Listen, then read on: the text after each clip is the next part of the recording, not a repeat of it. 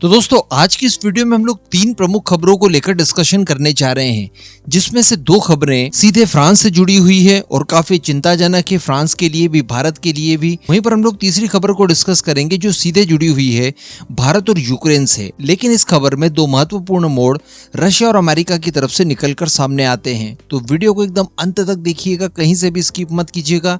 बस आप वीडियो को लाइक करके चैनल को सब्सक्राइब जरूर कर दीजिएगा। तो पहली खबर की बात की जाए तो देखिए, कुछ ही महीनों पहले मैंने आपको एक वीडियो बनाकर बताया था और उसमें हम लोगों ने डिस्कशन ये किया था कि फ्रांस द्वारा भारत की मदद मांगी गई है और फ्रांस द्वारा भारत के anti terror squad, dog squad और अन्य तरह की कई सारी खुफिया एजेंसियों को अपने यहाँ पर इनवाइट किया है ताकि पेरिस ओलंपिक में ये अपना सहयोग दे पाए और सुरक्षा बंदोबस्त की जिम्मेदारी ले पाए। और इस तरह से भारतीय कमांडोज की बटालियन को पेरिस में डिप्लॉय होना था और ये एक्चुअली हुआ भी। और न केवल भारत बल्कि भारत के अलावा भी लगभग 3 डजन देशों की सुरक्षा बटालियन वहां पर डिप्लॉयड है इस समय। लेकिन दोस्तों इसके बावजूद पेरिस ओलंपिक की ओपनिंग सेरेमनी के 10 घंटे पहले फ्राइडे के दिन सुबह 5:15 पर फ्रांस के अंदर उपद्रव होता है और इस दौरान बताया जाता है कि फ्रांस के रेलवे नेटवर्क को काफी ज्यादा क्षति पहुंचाने की कोशिश यहां पर की गई। इसको लेकर बताया जा रहा है कि ये हमला वेल प्लान हमला होता है, यानी सारी जानकारियां हमलावरों को पता थी ट्रेन के बारे में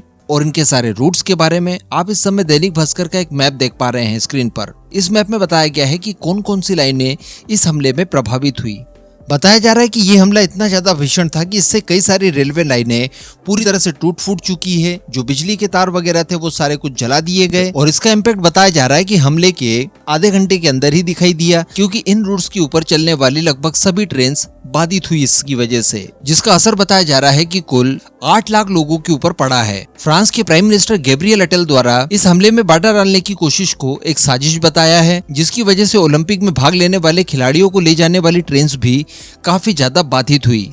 उसके अनुसार बताया जा रहा है कि साजिश को रचने के लिए काफी बड़े स्केल पर प्लानिंग पहले की गई होगी, जिसके तहत इन्होंने रेलवे लाइन के मुख्य सिस्टम्स को ही सबसे पहले निशाना बनाया और इन्हें फ्रांस के रेलवे नेटवर्क की पूरी जानकारियां थी। अब बताया जा रहा है कि पेरिस का प्रशासन इस मामले की जांच में जुट चुका है। इसको लेकर सजा और जुर्माने का भी ऐलान कर दिया गया है। जो दोषी पाए जाएंगे उनको 20 सालों तक की सजा होगी। इसके अलावा 3 लाख यूरो उनके ऊपर फाइन लगाया जाएगा। तो अल्टीमेटली फ्रांस का ओलंपिक इस बार का भी काफी यादगार होगा, क्योंकि इससे पहले भी इस तरह की इवेंट्स के अंदर इस तरह की घटनाएं वहां पर होती रही है। इस तरह की घटना हो सकती है इसका अंदेशा था, बचाने की उन्होंने काफी कोशिश की लेकिन वो नाकामयाब रहे। तो अल्टीमेटली धीरे धीरे ही सही, लेकिन यूरोप के देश उन समस्याओं से अब बहुत बुरी तरह से जूझना शुरू कर चुके हैं जो कि एशियन देश काफी लंबे समय से जूझ रहे थे। और जब एशियन देश इन चीजों को लेकर पश्चिमी देशों के सामने परेशानी को व्यक्त करते थे तो ये लोग इस तरह की प्रॉब्लम्स को रिकॉग्नाइज तक नहीं करते थे। अब अगली खबर भी फ्रांस से जुड़ी हुई है। बताया ये जा रहा है कि डसॉल्ट एविएशन इस समय काफी ज्यादा परेशान है, क्योंकि इनके पास रफाल के एक के बाद एक ऑर्डर्स आते ही जा रहे हैं। काफी बड़ा बैकलॉग हो चुका है, लेकिन इनकी प्रोडक्शन दर, जिसको लेकर हम लोग पास्ट में डिस्कस कर चुके हैं,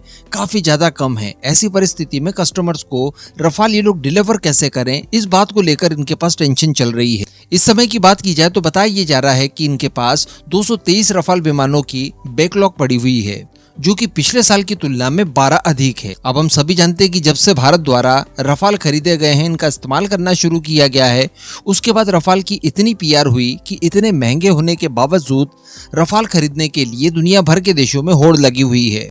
और फ्रांस ने भी पैसा कमाने के चक्कर में लगातार अपनी कैपेबिलिटी से ज्यादा इनके ऑर्डर्स ले लिए। इसके अलावा भी इनके पास ऑर्डर्स और आने वाले हैं, जैसे भारतीय नौसेना के लिए 26 विमानों का ऑर्डर दिया जाएगा। कुछ और देश हैं जो कि रफाल खरीदने के बिल्कुल कगार पर आ चुके हैं, संभवतः सऊदी अरेबिया भी खरीद सकता है। तो अब समस्या यही आ रही है कि इन्हें समय पर डिलीवरी कैसे होगी, क्योंकि फ्रांस अभी तक अपनी प्रतिबद्धता को लेकर काफी ज्यादा चर्चित रहता था।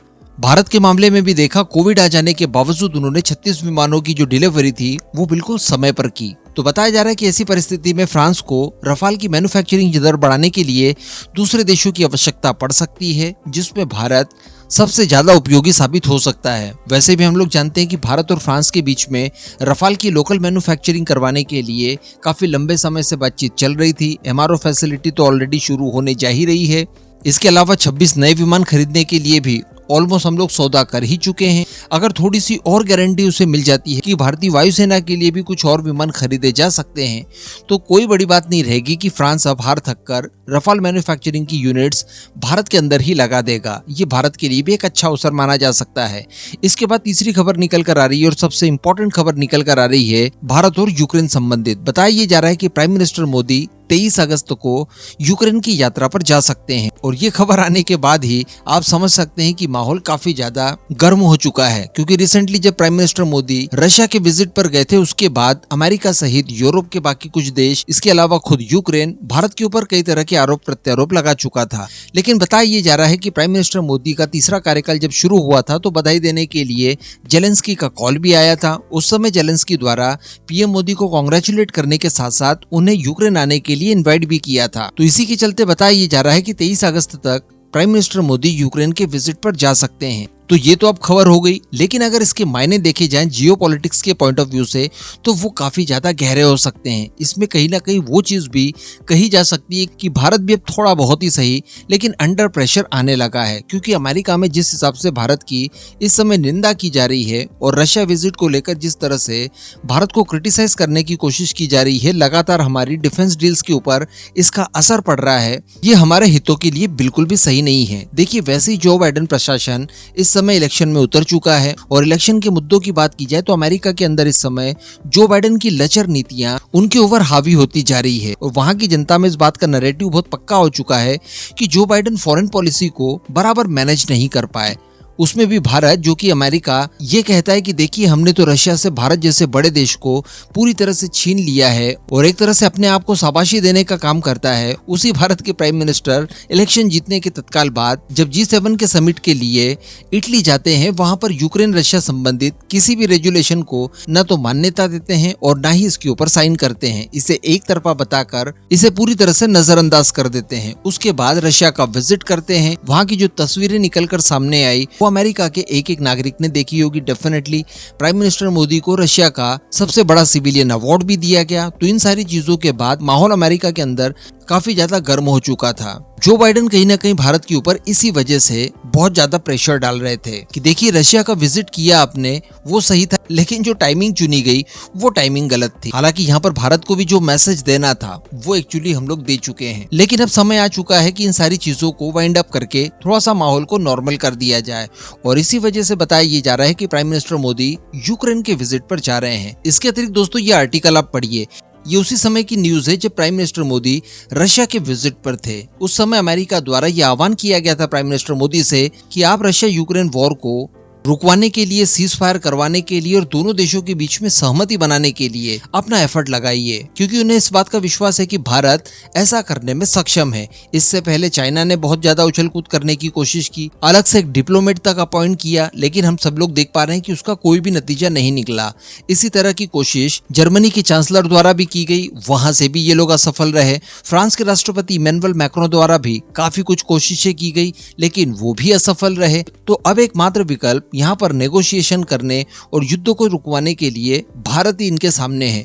इस वजह से ये लोग भारत के सामने लगातार इस बात की गुहार लगा रहे थे कि इस युद्ध में अपनी मध्यस्थता के चलते रुकवाने की कोशिश कीजिए। तो संभवतः ये जो विजिट है ये इसी उद्देश्य से किया जा रहा है। अब इन सभी मुद्दों पर दोस्तों आपका मैं ओपिनियन जानना चाहूंगा, नीचे कमेंट करके जरूर बताइएगा।